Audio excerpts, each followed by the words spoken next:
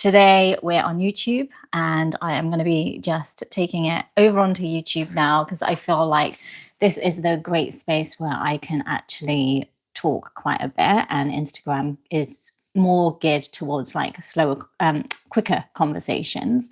And as you probably all like know, that I like to chat and go into depth with certain subjects, and that is what I'm going to be doing today. So, today, what I wanted to talk about is how to find romantic love after a heartbreak. And I feel like this is such a big topic, and there's so many different ways to approach it. And this is just my experience of it, what I've seen around me, certain friends going through, and what I think really needs to happen in order for you to really find the right kind of romantic love so that you don't go through heartbreak again, really. But to also know heartbreak is okay, and it's such a learning journey, and there's so many tools that you can use to move through it. And in the process of it, you learn so much about yourself. So I think when you start to when you've gone through a heartbreak, sorry, you've got a couple of options afterwards. Either you can start dating immediately and get back out there and start meeting people, or you start to develop a fear of dating and then you don't want to go out there and meet someone and you freeze and you just don't do anything. Or three is you actually take the time to be alone, spend time on your own, processing your emotions and your feelings of your heartbreak, and then you get out there and you start to date again. So, in an ideal situation, I think we all want to do option three, right? And it is take the time to actually process the emotions, move through it so that we can start to heal ourselves, right? And to find and magnetize the right kind of love that we deserve. So, in order to do option three, it does mean for some of us, and I know some people might feel like when you break up with someone that you just need to get back out there and meet someone else and move through it. And, I do see a lot of people doing this, and then you just end up repeating cycles. So you go out there, you meet someone, and then you end up inevitably breaking up with them. And then you might go through this same situation again and again until you really step back and take some time for yourself. So, in order to do option three, which is to process the emotions, that means doing all the things that I talk about all the time, which is doing the yoga, doing the meditation, journaling, taking care of yourself. And really, I think one thing that you should really definitely do for yourself after you've been through a heartbreak is to spend time alone. And I think spending time alone with yourself really helps you to get to know yourself, to move through all the emotions and feelings that a heartbreak has triggered for you, to move through all of that, but also to get to a place where you can really love spending time alone with yourself. And I think when you can get comfortable being alone, that's like massive. Like when you can actually spend a whole day by yourself, whether that's being at home or out. So, one way you could do it is if you find it hard being alone, there's a few different things you can do in order to get comfortable being alone. So, you can, first of all, take yourself out and do solo dates. And this could be at first just going for a walk in nature and just being outdoors. Second, it could be taking yourself out for a coffee and just having a coffee. Then it could be taking yourself over for lunch somewhere and having lunch somewhere. And then maybe you might even want to take yourself out for dinner and, dress up for yourself and take yourself out for dinner, go somewhere nice, book a nice restaurant, do all of that. You might even want to take yourself to the cinema and do something where you're on your own, go to the cinema. Or you could even do, like I've done, a whole weekend away. Like I took myself to Paris for a whole weekend and did a solo trip there. I did a solo break where I went to a spa and had a spa weekend on my own. And I really enjoyed it. And don't get me wrong, there were moments, especially when you sit down to eat. I don't know why, but when you sit down to eat, and especially at dinner time, lunchtime's not so bad, but when you sit down by yourself to eat dinner on your own, it can be quite, you can be conscious of people watching you and thinking, oh, why is she on her own? Like, that's so weird to see someone coming out for dinner on their own. But it doesn't matter what anyone else thinks. I think you just have to do it.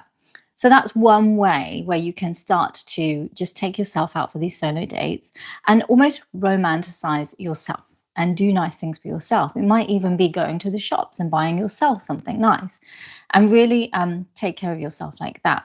The other way of spending time alone, and I would encourage you to do both, is to actually spend time alone at home where you can be comfortable being on your own at home. And sometimes this can be harder because you're more like at home and you do really have to then face like your emotions and feelings and whatever is rising for you during the day.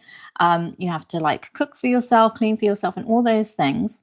And you'd have no one to talk to, right? So there's no one to talk to. And I feel like when you can be comfortable with that, when you can be really comfortable spending a whole day alone, I feel like that's great strength. Like it really is important to get to that where you're not mentally like beating yourself up about anything, where you're not mentally thinking, I need to get out and distract myself, where you can just be fully at home with yourself, with your thoughts, and be okay with the thoughts that are coming up in your mind and how you're feeling about yourself as well. So that's really important. And then what I want you to also remember is that if your heart is full of self love, like if you get to this place where your heart is full of self love, then it can never be broken again. It can never be broken again. And I think if you do go out there, out into the world, and you start to date again, you do put yourself into a vulnerable position where you might um, go through a heartbreak again, right? You are being vulnerable and you're putting yourself into that situation where you might go through a heartbreak again. But if you really love yourself and you know that you are worthy of love and that you are lovable, if you end up breaking up with that person or that person breaks up with you, you know that you are still worthy of love, that you are lovable, and that you really fully love yourself. And then that's okay. And I think when you get to that point, you really feel whole and complete. And you really then don't need to find love outside of yourself. You can then just magnetize it towards you. And also, I really feel like that is really powerful. So I think that's really empowering. So if you can do all of those things and really take care of yourself and fill up that self love and get to a place where you know that you really love yourself and that love can never be taken away from you, that you're always worthy of that love. And even if you go through a heartbreak, you will still be lovable and you can still love yourself. I think when you can get to that point, you then become more attractive, I think. You're then more likely to magnetize someone into your life.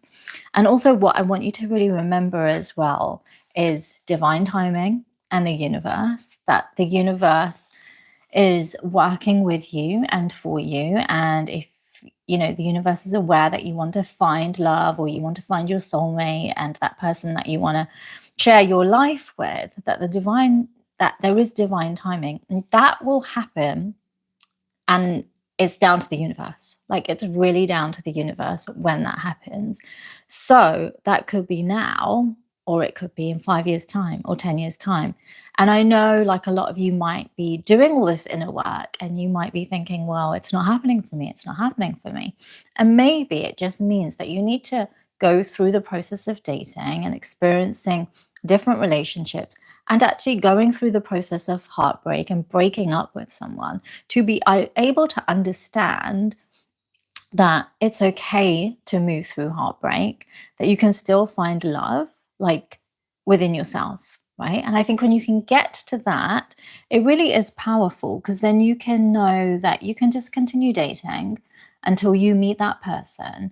And every person that you meet along the way until you meet that right person is there to help you find that person, that you're actually going to move through situations and experiences together so that you can meet that person that you're supposed to spend the rest of your life with. And for some of us, it might not be like you may never meet the one, but there could be lots of different experiences that you move through, different relationships that you go through. So I think it's really looking at things from a different perspective. But I also want you to just know that when you can get to that place of deep self love for yourself, there's no more fear or panic or worry or anxiety or stress of trying to meet someone, that you can just enjoy the process of dating and experiencing different dates with guys until you find someone that you want to have a long term relationship with. And if that long term relationship ends up breaking and you go through a breakup, you just know that you're still loved and that you're still lovable, that you're worthy of love. And then you move on to the new experiences. And you also know that when you go through a heartbreak, you have the tools to move through the emotions and the triggers that have come up because of that heartbreak. And I really want you to feel empowered that you can do that, right? Because I think that is really, really powerful and really strong. So that's kind of what I wanted to share today. And also, I also want to share that, like if you go through a breakup, it doesn't have to break you, right? It really doesn't have to break you. And it can actually start to put you together actually and piece you together, and you start to learn more about yourself. You start to feel a little bit more you, and a bit more complete and whole and perfect, imperfect and perfect, right? So I think that is like a really beautiful journey, and I hope that kind of helped you. And I really enjoyed talking about it, and just what I've been experiencing, what I've been seeing. And I feel like we really need to empower ourselves through this journey of love and really to step onto the path of self love. It really is so valuable and so important. So I hope you enjoyed this talk. I'd love to hear from you. So let me know your comments in the comment section, because I'm going to try and save this video. Obviously, I'm on YouTube, so I'm just going to try and figure it out. But I really want to save the video so that you can rewatch it. I will be sharing more videos. I will also be sharing some yoga videos as well. So keep an eye out for that. And also like yoga practices to help open up the heart as well, which I think is really important. So I look forward to sharing more videos with you soon. In the meantime, have a really good Sunday. And I will be back here for Self Love Sunday next week. Take care. Bye.